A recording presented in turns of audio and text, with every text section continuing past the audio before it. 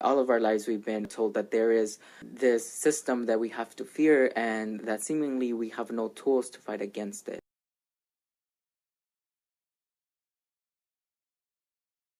Through this exhibit, Out of the Shadows, we had to be able to put ourselves out there one more time in a different way, in a good way, art. And so I created these photographs where one side is a normal mirror and one side of the mirror is a normal portrait of themselves, and that's how they saw themselves, both themselves and in the Latino community. And then what I created around those photographs was Prussian blue, infrared, invisible, which then expressed the way that the rest of the world saw them. And so then this sort of dichotomy between visible and invisible developed and became the theme of the show. There's a lot of us, here, there, everywhere we go. I founded United for the Dream back in 2010 because of the DREAM Act. It failed in December 18, 2010. But I didn't give up, because if I give up, Jessica would never join the movement, Oliver would never join the movement, and thousands of other kids would never join the movement. That's why I didn't give up.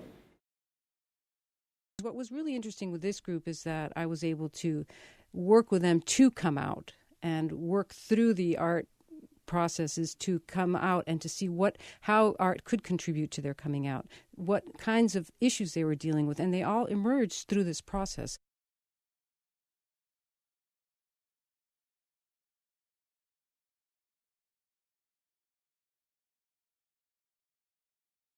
Just thinking how difficult it was and feeling ashamed that I was undocumented and not being able to change it, not being able to do anything. Because I feel American and I'm proud of my Mexican heritage, but I want to be able to work and study and have an option as to where I live and being able to continue my education and being able to contribute and work.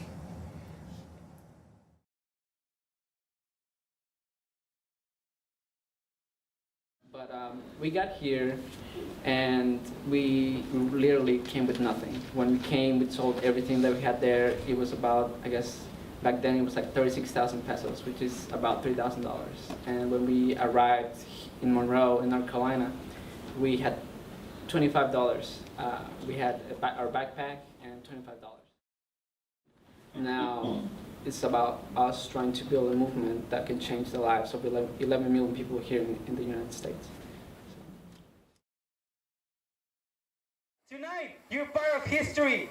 This is history in the making right here, right now. We're changing the course of this future, the course of this country. Estamos cambiando el curso de este país, del tiempo, del futuro para nuestras familias en este instante. ¿Están conmigo? ¿Por la reforma? ¿For reform? En este instante vamos a tener a dos personas que van a abrir una oración para bendecir esta vigilia, para bendecir el futuro de la reforma migratoria.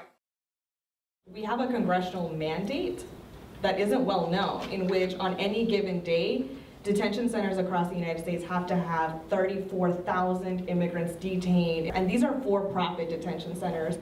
We are ready to come out as undocumented and unafraid, and when undocumented high school students are ready for that, it's because in North Carolina, they're hitting that graduation year and there's nowhere to go.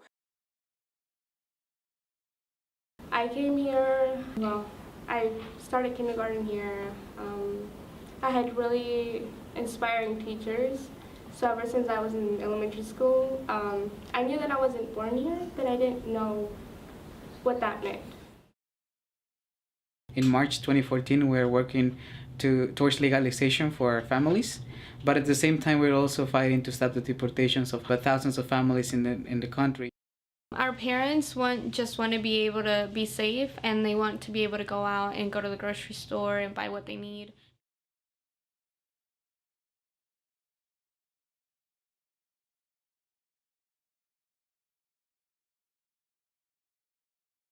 My name is Alfredo Esparza, and I'm a part here of United for the Dream group here at the LAC.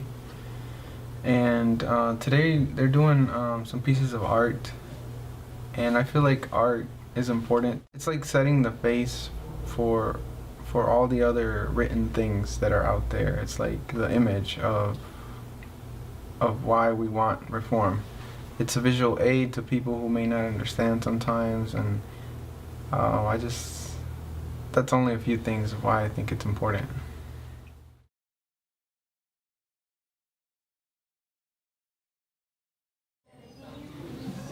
You hot, my dear. I love it.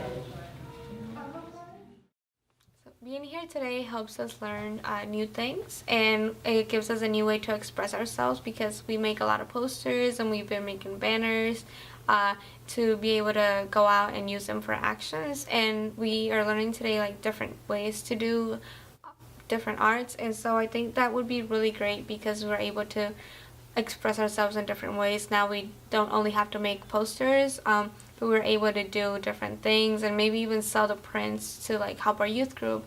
So it's a really great experience. You know, every day that I walk out on the street, I'm negotiating identity between what people look at me, the assumptions that they make, and what I know about myself.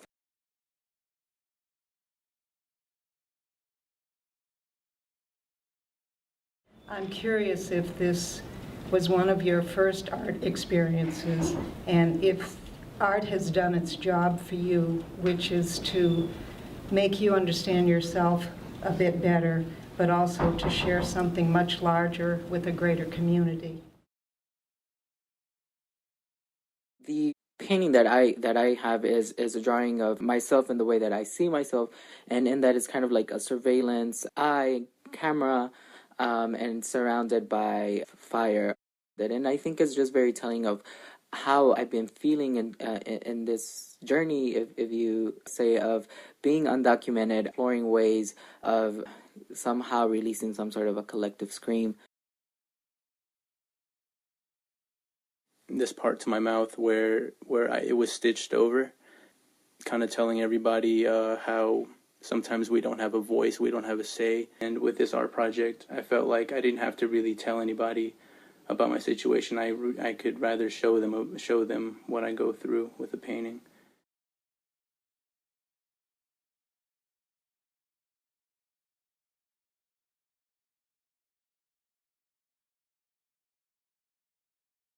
There was a box for the Social Security number, and I didn't know what it was. We do have a voice, even though we don't have a Social Security number. Our voice can never be taken away from us.